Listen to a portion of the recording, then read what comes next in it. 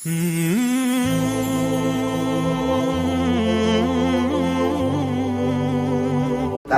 وقت مجھے یہ بتانا ہے کہ ہر گھر میں الحمدللہ افطار کے وقت کھجور ہوتی ہے. الحمدللہ بہت ہی کم ایسے اکا دکا گھر ہوں گے جہاں افطار میں کھجور کا انتظام نہیں ہوتا ہوگا، ورنہ باقی ہر گھر میں کہیں مدینہ منورہ کی کھجور ہے تو کہیں ایران کی کھجور ہے، کہیں لمبی کھجور ہے، کہیں اجوا کھجور ہے، کہیں برنی تو کہیں قلمی، کہیں بہت پیاری پیاری کھجوریں ہوتی ہیں. لیکن کھجور کھانے کا مسنون طریقہ کیا؟ ہم لوگ کیا کرتے ہیں، جیسے اذان ہوئی مغرب کی یا افطار کا وقت ہوا، اللہم لک صمت و بک آمنت، دعا پڑھی اور دعا پڑھنے کے بعد سیدھے کھجور ہمارے منہ میں نہیں. اس وقت بھی میری ماں بہنوں اور میرے محترم دوستوں اور بزرگوں اگر خیال رکھے تو بہت اچھا ہوگا.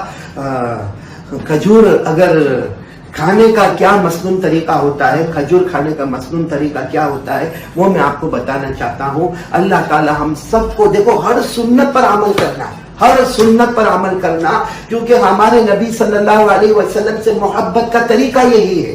امام مالک رحمت اللہ علیہ نے فرمایا، حضرت نوح کی کشتی میں جو بیٹھے، حضرت نوح علیہ السلام نے کشتی بنائی تھی، جو کشتی میں بیٹھے وہ بچ گئے اور جو کشتی سے باہر گئے وہ ڈوب گئے. جو کشتی میں بیٹھے وہ بچ گئے اور جو کشتی سے باہر گئے وہ ڈوب گئے. بس امام مالک رحمت اللہ علیہ فرماتے ہمارے نبی صلی اللہ علیہ وسلم کی سنتوں کا حال یہ ہے کہ جو سنتوں پر آ گیا وہ ایسے جیسے حضرت نوح علیہ السلام کی کشتی میں بیٹھ گیا، کنارے پر پہنچ گیا، اور جس نے سنتوں کو توڑا وہ ایسا ہے جیسے حضرت نوح کی کشتی کے باہر گیا اور پانی میں ڈوب گیا. تو میں بات کر رہا تھا آپ کو کھجور، دیکھو جیسے میرے ہاتھ میں یہ کھجور ہے، کھجور کھانے کا مسنون طریقہ یہ ہے جو ہمارے آقا صلی اللہ علیہ وسلم کے کھانے کا طریقہ تھا. اور اس سے سوچو ہمارے نبی نعمتوں کی کتنی قدر کرتے تھے. سب سے پہلے ہمارے نبی کھجور کو کھولتے تھے. دیکھو میں نے آپ کے سامنے کھجور کھولی تو یہ کھجور کو کھولنا گویا ایک ہمارے نبی کا طریقہ ہو گیا.